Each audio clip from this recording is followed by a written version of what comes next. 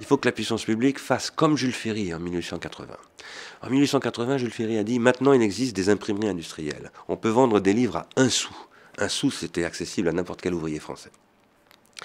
À partir de là, tout le monde doit apprendre à lire et écrire, et on va créer une école. Les gens iront pendant 9 ans à l'école. Et ça sera obligatoire.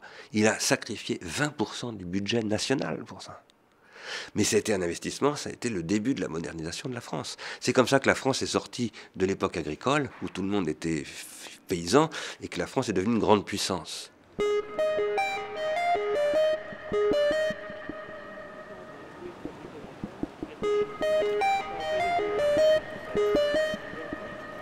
La culture, ça n'est pas quelque chose qu'il faut rajouter en plus pour rendre le monde supportable.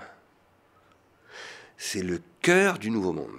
C'est à travers la culture qu'il faut maintenant inventer le nouveau monde industriel. Et avec le monde économique, c'est-à-dire avec des entreprises, avec des scientifiques, avec des ingénieurs. Mais ça suppose d'abord de développer sur les territoires ce que j'appelle une société réticulaire. C'est-à-dire une société très très mise en réseau, où les réseaux sont extrêmement développés. Si vous voulez, au XIXe siècle, on avait dit qu'il faut des réseaux de chemin de fer et des réseaux d'égouts. Des réseaux de chemin de fer pour que les marchandises et les travailleurs puissent circuler, des réseaux d'égouts pour que les gens ne soient pas malades. Et puis de l'eau courante. Aujourd'hui, il faut des réseaux d'information à très de très grande capacité.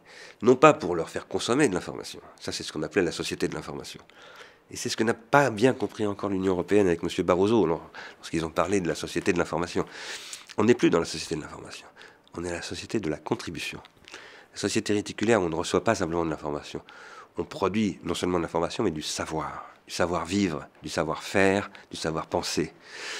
Et on produit de l'intelligence collective. C'est la société de l'intelligence collective. Ça suppose que les hommes politiques développent des politiques culturelles.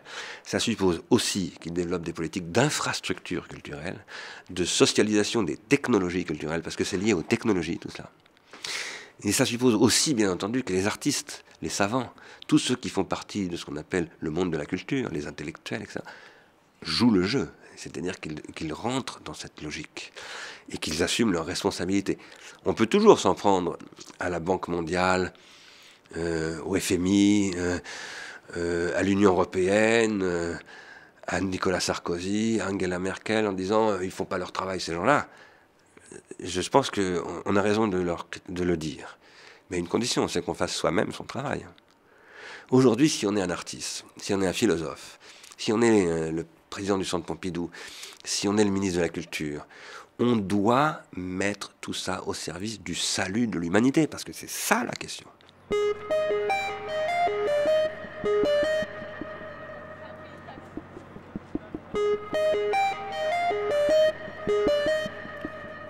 Le Centre Pompidou n'arrive même plus à acheter des œuvres, parce qu'il y a tellement de spéculation sur les œuvres qu'on n'a plus assez d'argent quand on est une puissance publique pour acheter des œuvres. C'est quand même bon. Il faut sortir de ça. Il faut que les œuvres, les institutions culturelles françaises, par exemple, recommencent à identifier des artistes inconnus, mais qui sont les inventeurs de l'époque nouvelle de l'art. Il faut que le Centre Pompidou recommence à faire ce qu'il faisait il y a 35 ans, il y a 30 ans.